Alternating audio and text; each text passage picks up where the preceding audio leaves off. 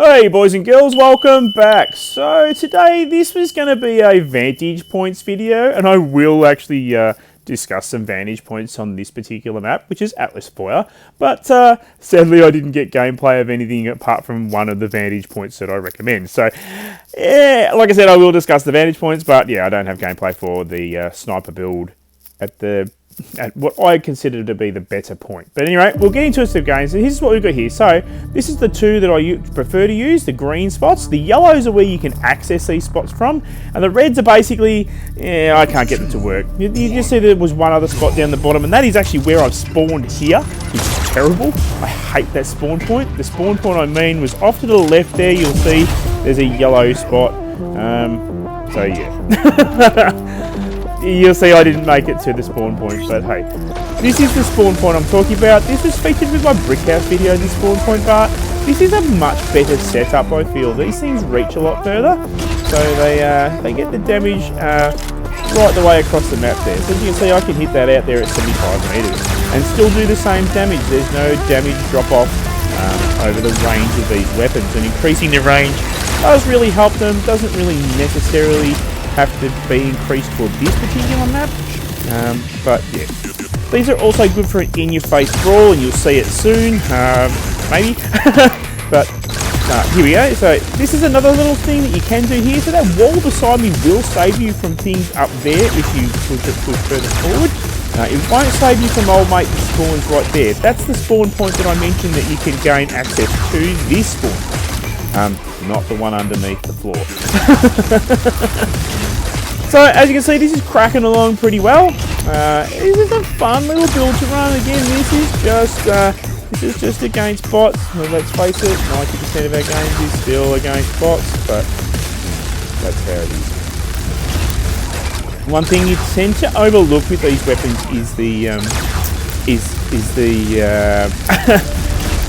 the crush damage, the implosion damage. So the implosion damage really makes these things shine.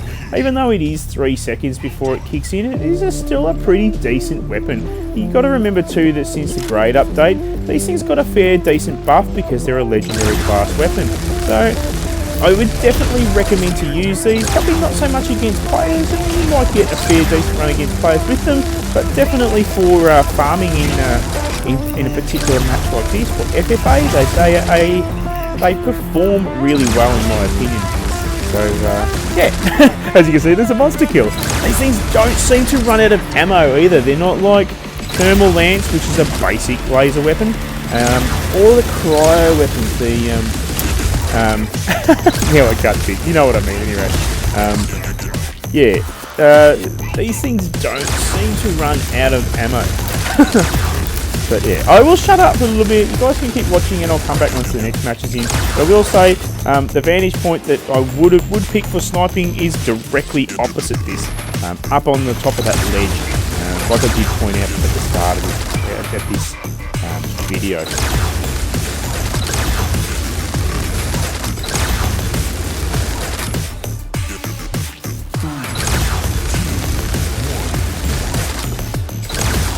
So there we go, pretty decent run with that, I think. 21 kills all up, and 20 kills with the grabs. So yeah, definitely performs pretty decent against bots. It does perform pretty well against players too, depending on the player and depending on how skilled they are.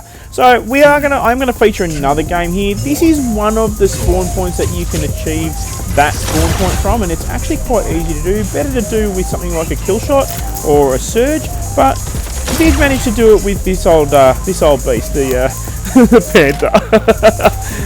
You can snipe from here.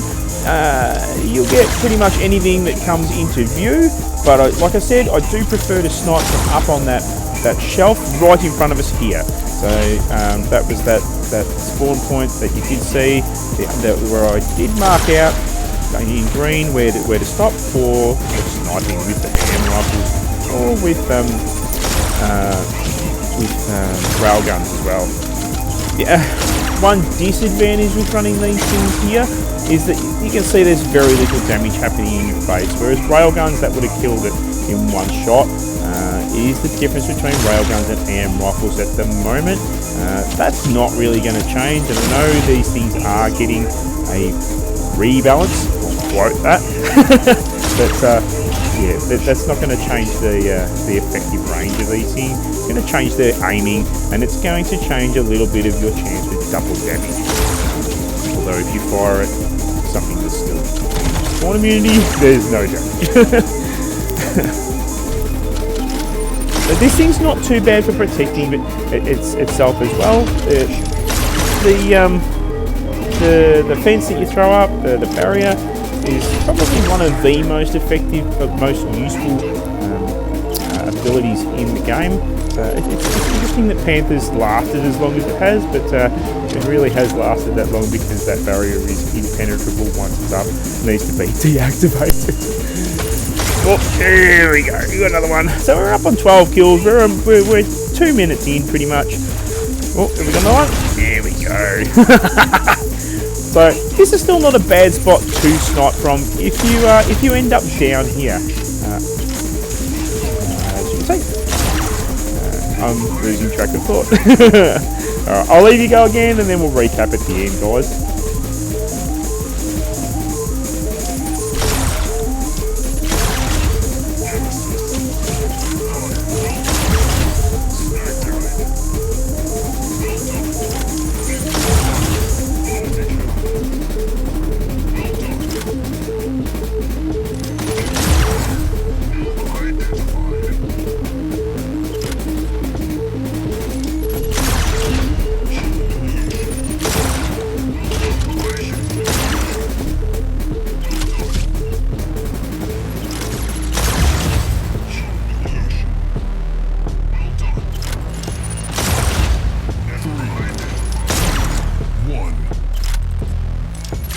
And there we have it, boys and girls. So I hope that didn't bore you too much. It was all from the same spawn point. I really wish I had recorded a match from the other spawn point just to show you how effective it can be and what to do, but that just didn't happen.